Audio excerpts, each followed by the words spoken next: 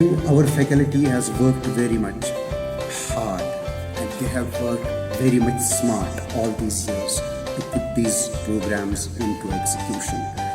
And it's not just our faculty. All these programs were there, highlighted in policy documents in school education department. And as we all know, these documents and these programs are usually buried in the documents and nobody flips the pages of these policy documents and the records. This institution, I can say, for the first time in 2016, uncovered and tried to look into its own pedagogy in a very new manner. And we tried to look back to NCF 2005, National Curriculum Framework 2005. And this document was a significant document at that point of time, which shifted pedagogy from behaviorism to constructivism. So since that time, it's just almost 20 years that this constructivist pedagogy was proposed. And then came NCFTE 009, and that also talked about constructivism. And now, just 2 years back, we had our new education policy, NEP 2020. It doesn't talk about constructivism or behaviorism directly. It talks about innovative pedagogy. As a student of education, I don't know anything about innovative pedagogy. Technically speaking, education does not have anything about innovative pedagogy. If you go into the documents and into the discourses and into the narratives of education, you have behaviorism as one dimension, you have constructivism as another dimension, and then you have third one that's called as critical pedagogy. That's the third dimension.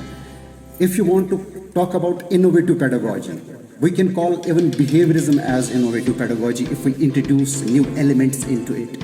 We can definitely call from our policy side constructivism as a new document, as an innovative document.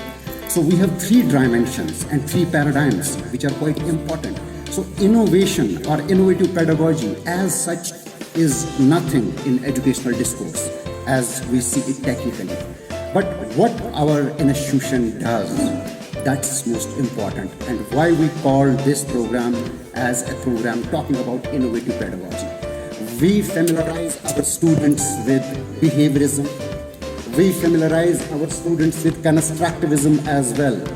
We do not as yet familiarize our students with critical pedagogy.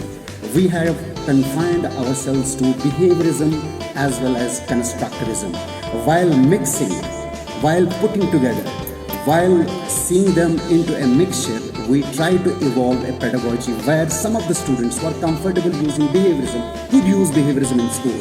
Some students who are quite comfortable using constructivism could use constructivism in school. Some students who could join them together, put them together in a kind of a mixture which is quite harmonious, and that they could call as innovative pedagogy and use that in schools. So we don't confine our students to any one pedagogy. We leave them open. We give them freedom. We want to make them innovative and tell them, okay, we are giving you paradigms. Now go to schools, work there, be free, try to put things together and work on your own pedagogy.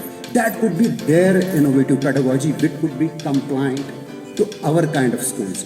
We know what kind of schools we have, the kind of government schools we have, the kind of students we are catering to. We have our private schools, the kind of students we are catering to there in private schools. Then we could have some elite and international schools nationally that caters to different kind of students.